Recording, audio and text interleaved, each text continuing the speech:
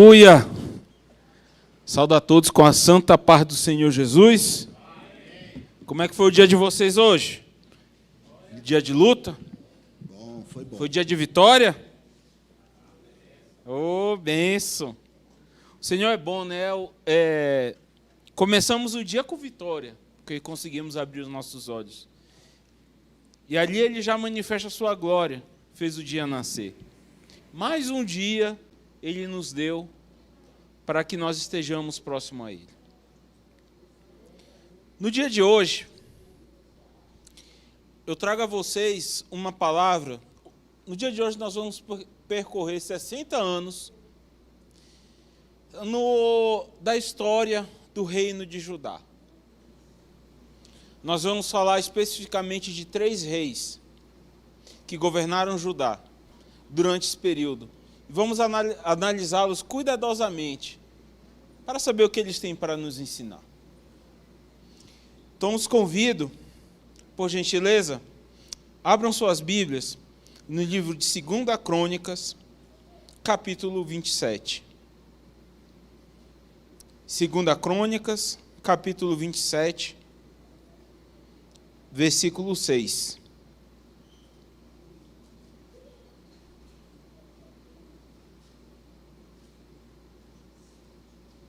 Segunda Crônicas 27, versículo 6. O primeiro homem que nós vamos falar hoje é sobre Jotão. Jotão foi um homem, ele governou Judá por 16 anos. E diz assim a palavra do Senhor sobre ele. Jotão tornou-se cada vez mais poderoso, pois andava firmemente segundo a vontade do Senhor, o seu Deus. No versículo 9, diz assim: Jotão descansou com seus antepassados e foi sepultado na cidade de Davi. Seu filho Acais foi o seu sucessor. Jotão era um homem que ele servia a Deus com coração. Jotão era um homem que andava segundo os caminhos do Senhor. E no nosso livro, na nossa Bíblia, tem dizendo que ele andou segundo o coração do Senhor, o seu Deus. A sua vida foi próspera, ele passou por batalhas, por lutas, mas ele se saiu vitorioso, porque ele não abandonou o Senhor. Por 16 anos ele governou. E o registro da sua história é belíssimo, é magnífico. Porque ele escolheu servir ao Senhor. Por outro lado, nós temos Acais. Acais foi o seu filho. Não feche vossas Bíblias, que a gente vai percorrer pelo menos uns 4 capítulos agora do livro de 2 Crônicas. Diz assim no capítulo 28, 2 Crônicas 28, versículo 2. Diz assim: Ele andou nos caminhos dos reis de Israel e fez ídolos de metal a fim de adorar os Balaíns. Queimou sacrifícios no vale de Ben-Sion e chegou até queimar seus filhos em sacrifício, imitando os costumes detestáveis das nações que o Senhor havia expulsado de diante dos israelitas. Esse homem também governou Judá por 16 anos. O seu governo foi o contrário do seu antecessor, de seu pai, Jotão. Ele fez tudo aquilo que a Bíblia diz para ele não fazer. Queimou seus filhos, transformou Judá num verdadeiro campo de adoração aos deuses, aos outros deuses, das nações que o circundavam. Ele entrou diz a palavra que ele entrou num ritmo de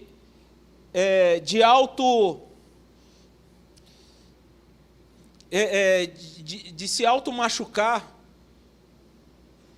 que ele perdeu a confiança em Deus, porque ele começou a sofrer batalhas e a perder. a ir para batalhas e a perder. A partir disso ele começou a ver, não, mas se eu estou perdendo, é porque Deus não quer. O Deus que eu estava servindo, que os meus pais serviram, Ele não é poderoso. Eu vou começar a servir os deuses dos outros povos. Eu vou acender incenso para eles. Eu vou sacrificar meus filhos. Eu vou fazer coisas abomináveis.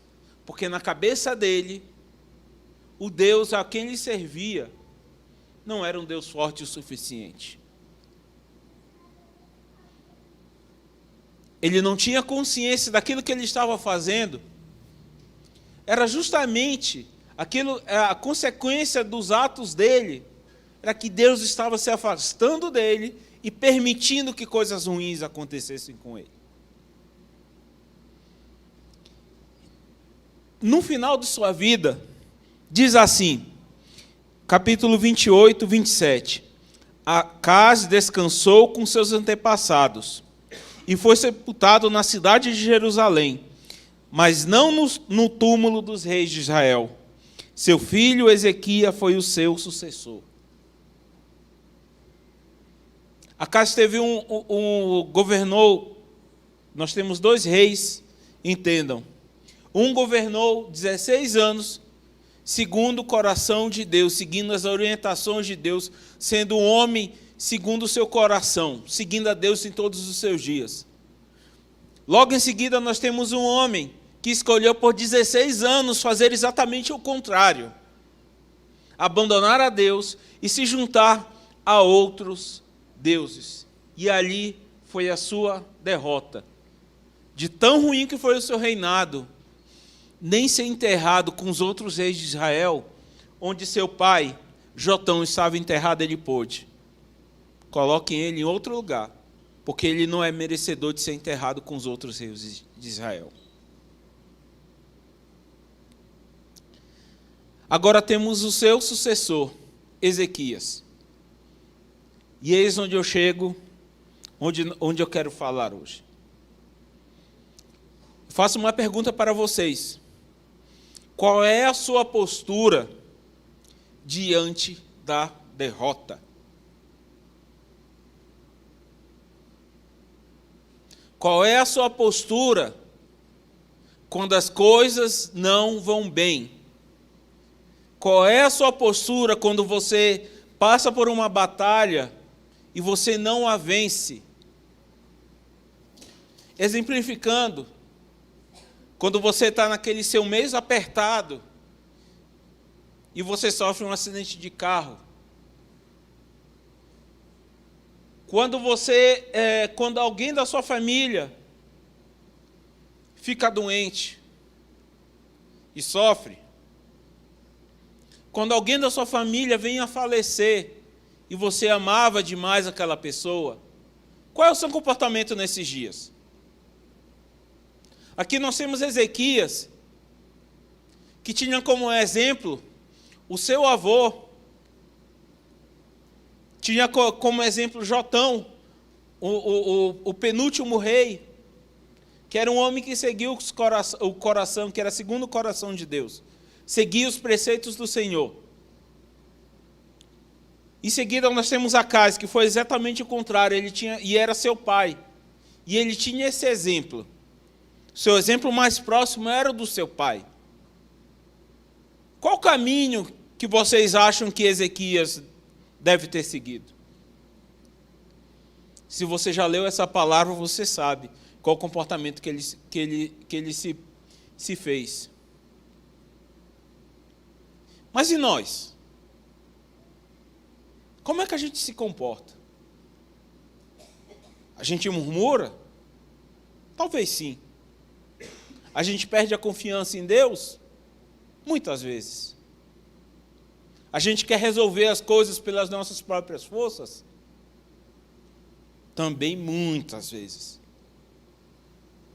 A gente aceita conselhos de pessoas que não têm nada acrescentado à nossa vida? Várias vezes. A gente conta nossos problemas para quem não é merecedor Muitas vezes. E quantas vezes a gente ora e busca ao Senhor? Muitas vezes é só no último caso. Quando o leite já derramou, já sujou tudo, e a gente vai pedir lá: Senhor, me ajuda. Senhor, me salva. Senhor, eis-me aqui. Aí vai para a igreja segunda, terça, quarta, quinta e sexta, sábado, domingo, porque o caldo entornou. E está tudo sujo. Ezequias tinha 2 caminhos a seguir, ele tinha 2 exemplos a seguir. Ele foi criado no meio de guerras, ele foi criado no meio de derrotas, ele foi criado fora dos caminhos do Senhor. Mas Ezequias escolheu um outro caminho para a sua vida. Ele escolheu seguir o exemplo bom, o exemplo do penúltimo rei de Israel, de Judá, Jotão. Abram, por favor, continuem no capítulo 29, versículo 2. 2 Crônicas 29, versículo 2.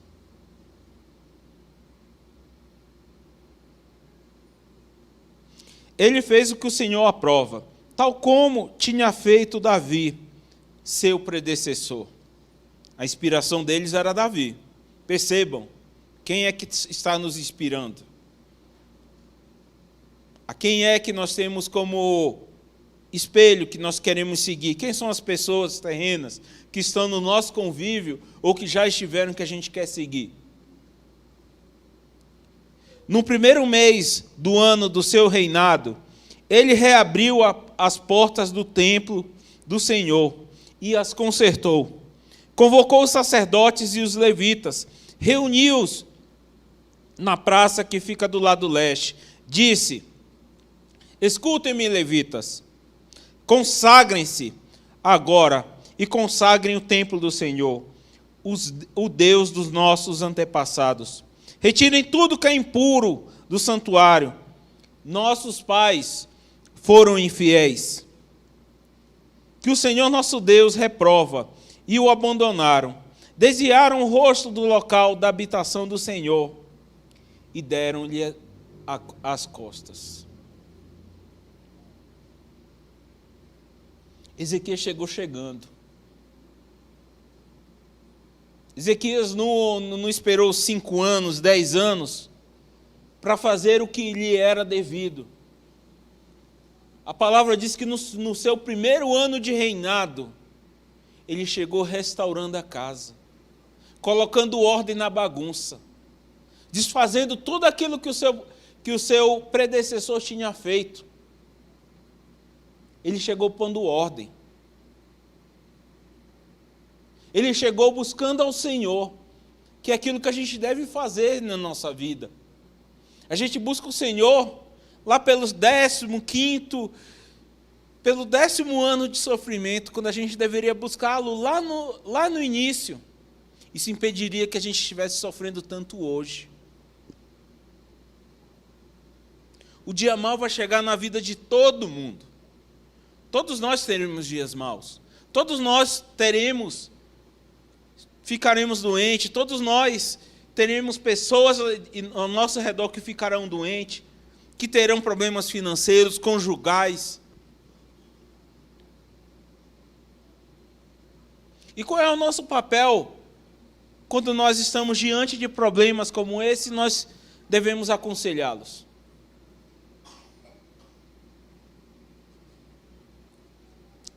O bom conselho vem daqueles que buscam e amam ao Senhor. E a gente tem que estar preparado incessantemente para ouvir esses bons conselhos. Porque Deus sempre tem o melhor para nós. Ele sempre quer nos abençoar.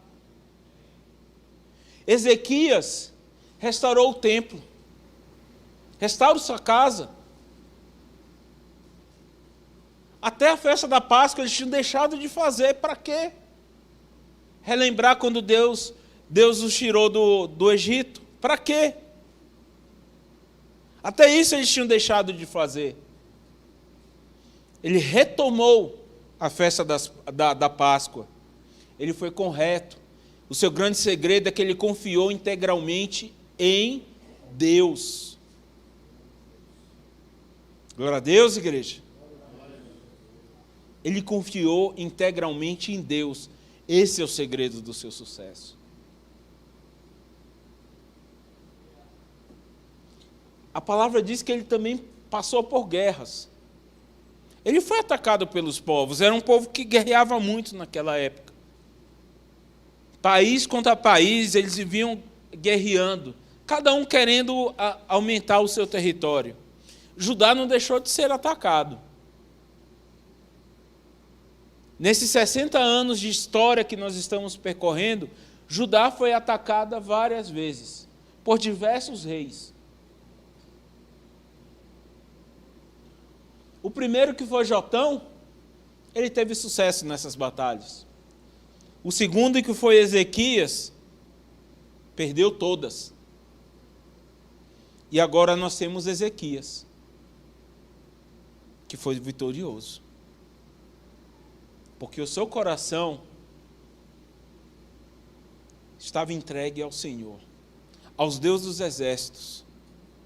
E ele compreendia que cada batalha pela qual ele passasse, era uma batalha que o Senhor estava entregando a ele.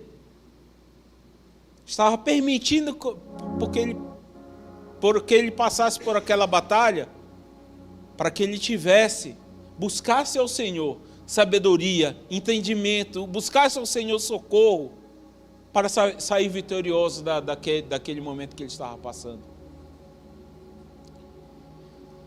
No capítulo 30, versículo 10 e 11, diz que quando ele que ele iria retomar a festa da Páscoa, ele mandou mensageiros pelo reino e para os vários povos aliados. Os mensageiros, no capítulo 30, versículo 10. Os mensageiros foram de cidade em cidade, em Efraim e em Manassés, e até em Zebulon. Mas o povo zombou deles e os expôs ao ridículo.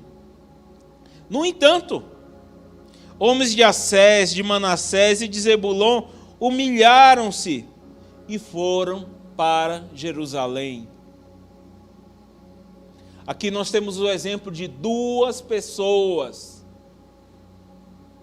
de dois tipos de pessoas que foram convidadas para a mesma festa, para adorar o mesmo Deus, e tiveram comportamentos totalmente diferentes uma das outras. Umas zombaram e outras se humilharam. Quem você acha que saiu melhor nessa história? Quem você acha que obteve do Senhor a proteção, a alegria? Quem você acha? Essa conta, para a gente que está lendo, é muito fácil de fechar, de saber qual é o resultado que é o correto. A gente sabe quando a gente está lendo que foram as pessoas que se humilharam ao Senhor.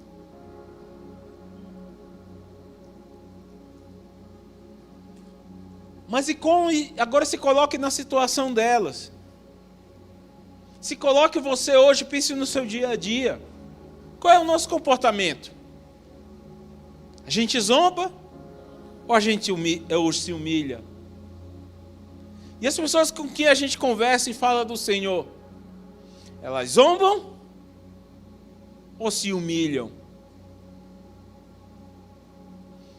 Se coloque. Para a gente é fácil entender qual é o caminho correto a seguir.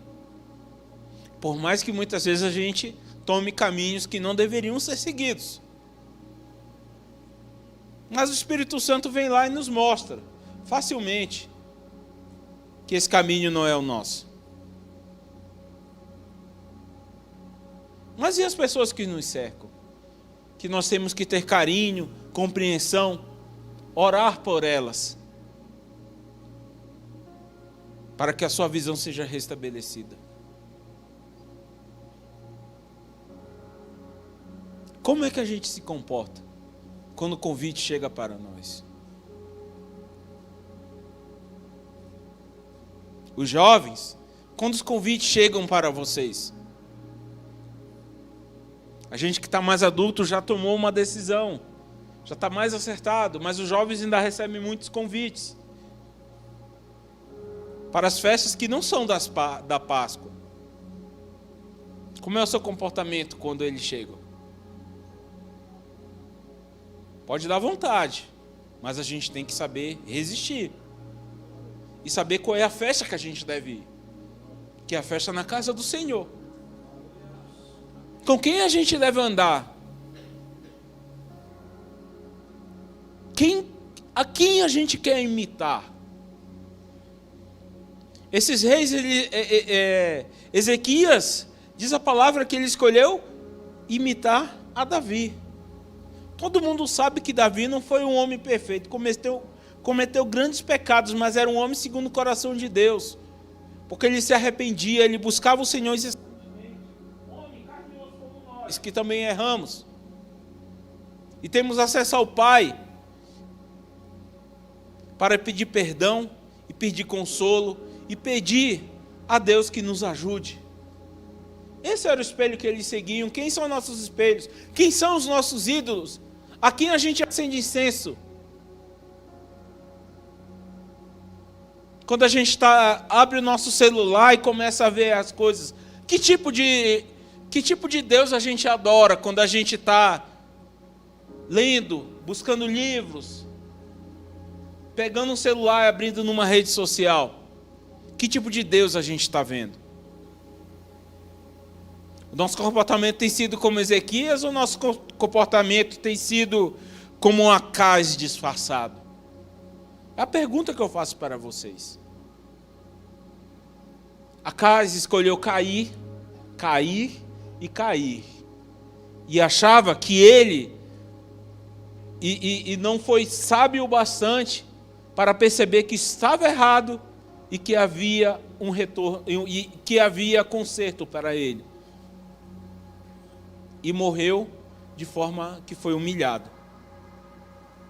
E nós? Tem um filme que eu vou recomendar para vocês. Já é um filme bem antigo, um pouco antigo. Deve ter uns 10, 15 anos. Mas ele é muito legal. Que é o filme, o nome dele é Divino Processo. Frank contra Deus. Conta a história de um homem que ele já vinha meio revoltado com Deus. Tinha perdido a mulher, tudo. E num dia veio um furacão na região da Flórida, lá dos Estados Unidos, que tem muito negócio de tornado, furacão, essas coisas que a gente não, graças a Deus a gente não tem aqui.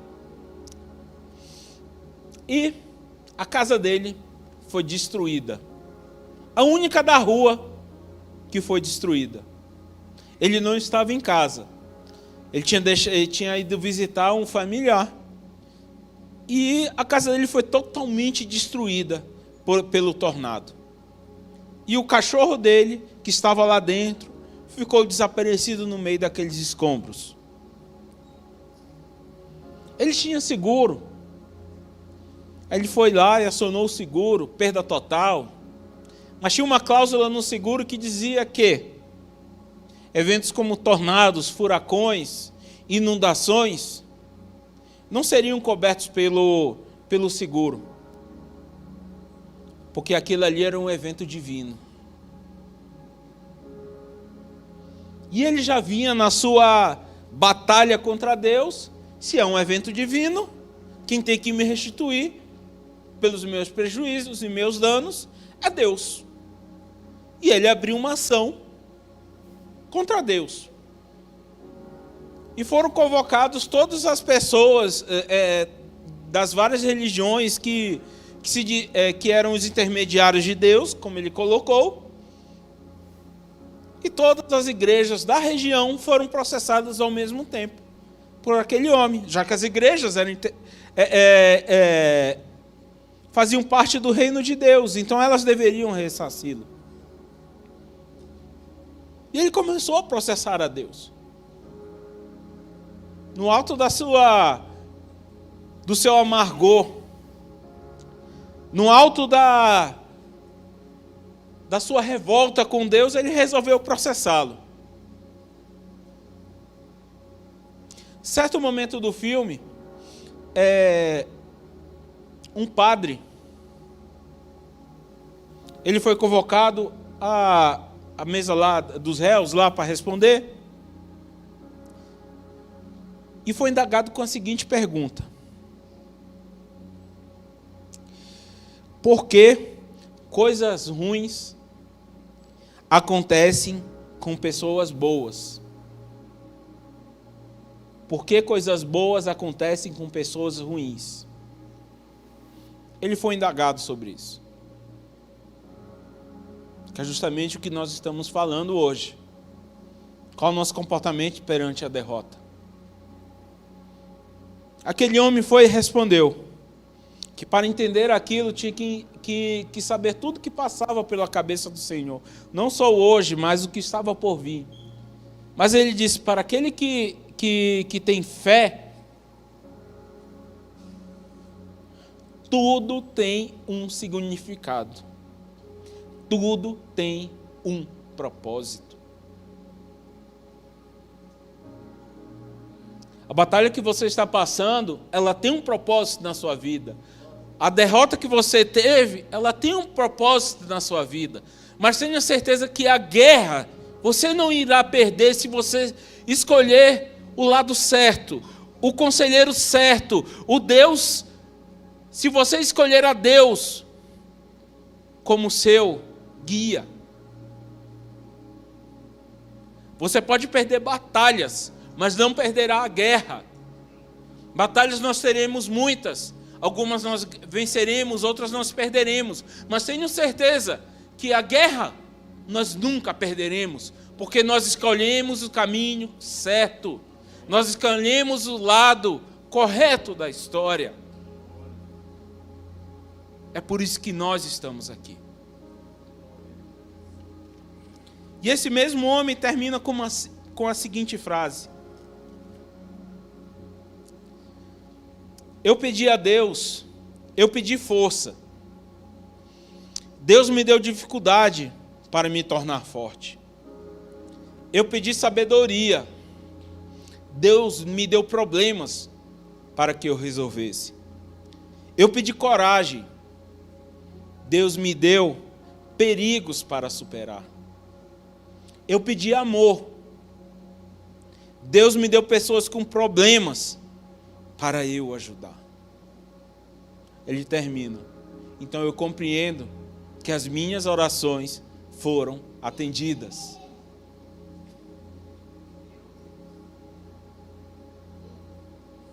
É forte, gente.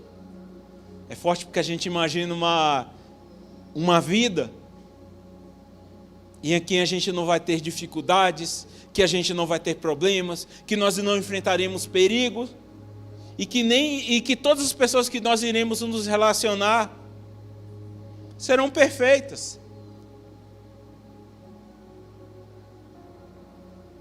Mas nada disso. Esse é o mundo da fantasia. Mas o mundo real, que a Bíblia não nos deixa falhar, não falha nesse quesito, porque ela não esconde. O capítulo 28 de 2 Crônicas poderia ter sido suprimido, porque ele conta a história de um rei que foi ruim. E a Bíblia não suprimiu isso. A Bíblia continua intacta contando a vida desse homem.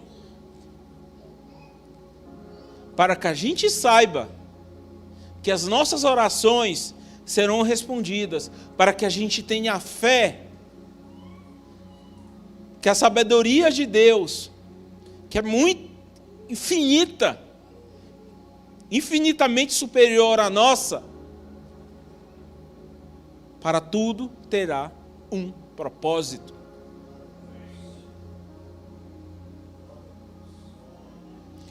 Para encerrar, o rei da Síria resolveu invadir. O nome dele era Senaqueribe. E olha o que ele fez. Olha a audácia desse homem. Está no capítulo 32, versículo 16. 2 Crônicas 32, 16. Os oficiais de Senaqueribe desafiaram ainda mais o Deus, o Senhor, e o seu servo Ezequias. Senaqueribe também escreveu cartas insultando o Senhor, o Deus de Israel, e o desafiando. Assim como os deuses dos povos de outras terras não livraram o povo deles das minhas mãos, também o Deus de Ezequias não livrará o seu povo das minhas mãos.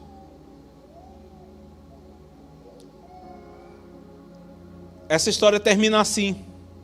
Assim o Senhor salvou a Ezequias, no 22, e o povo de Jerusalém das mãos de Senaqueribe, rei da Síria, e das mãos de todos os outros, e cuidou deles em todas as fronteiras.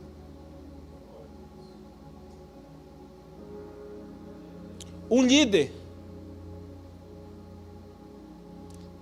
fez todo um povo ser abençoado, assim como um líder fez todo um povo passar por dificuldades. Que nós sejamos líderes em nossa casa, homens e mulheres, que sejam exemplo, assim como Ezequias foi, e para que quando os reis da Assíria se coloquem à nossa frente e guerreiem contra a gente, ele saiba lá na frente que nós servimos o Deus de Israel, o leão da tribo de Judá, o Rei dos Reis, o Senhor dos Senhores, que guerreia por nós e nos traz a vitória e humilha aqueles que intentam contra o Senhor Jesus. Senaqueribe foi humilhado e Ezequias, o nome de Ezequias foi exaltado. O nome de Deus foi exaltado através da vida de Ezequias, porque ele escolheu o caminho certo, o caminho da adoração ao Senhor. O caminho daquele que passa por dificuldades, mas nunca abandona o posto, nunca perde a esperança, nunca perde a fé, porque sabe que a porta que Deus abre, ninguém fecha, e a porta que Ele fecha, ninguém abre, e cabe a nós entendermos qual é o caminho que Ele quer, que Ele está nos traçando. Vamos ficar de pé.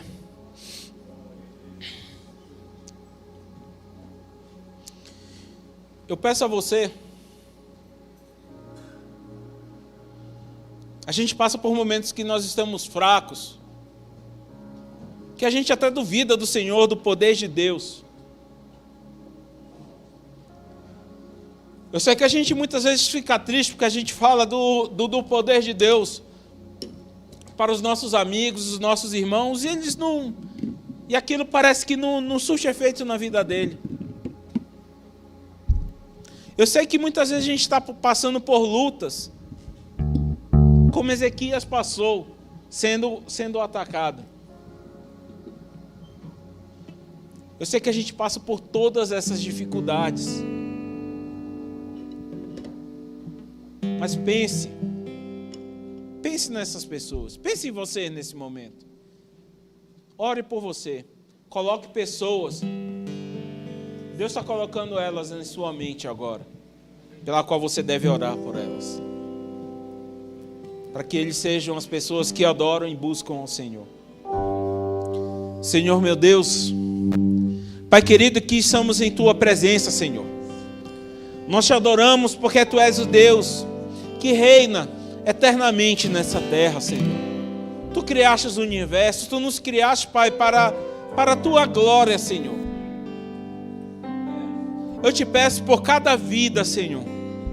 Cada irmão nosso, Senhor, cada familiar nosso, por nós mesmos, meu Pai, que nós muitas vezes duvidamos do Teu poder. Não confiamos que Tu estás, que tudo tem um propósito em nossa vida. Senhor, eu te peço que Tu nos dê sabedoria, meu Pai. Que Tu nos faças enxergar a cada dia que nós precisamos de Ti. Que nós devemos render adoração a Ti. Que nós devemos principalmente confiar em Ti. Ter fé que tudo tem um propósito e tudo dará certo no final. Porque a nossa confiança não está em carros, não está em armas, mas está no Senhor dos Exércitos, o leão da tribo de Judá, que nos trouxe aqui para que nós possamos guerrear. Calça